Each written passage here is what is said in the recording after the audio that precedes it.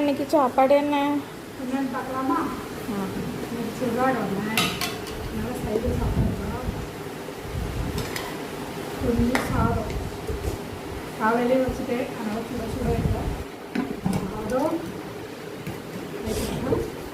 அவியல் காலையில் எங்கள் வீட்டில் அரை தோசை அதுக்கு வச்சு அவியல் கொஞ்சம்.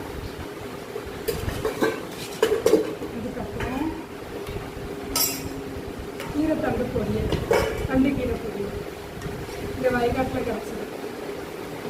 கீரை பொரியல், அதுக்கப்புறம் சிறுபருப்பு போட்டு பருப்பு தோரம்பருப்பு சிறுபருப்பு போட்டு பருப்பு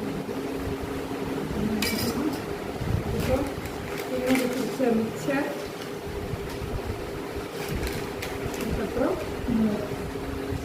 மாவு வீட்டில் பசு மாவு என்னோட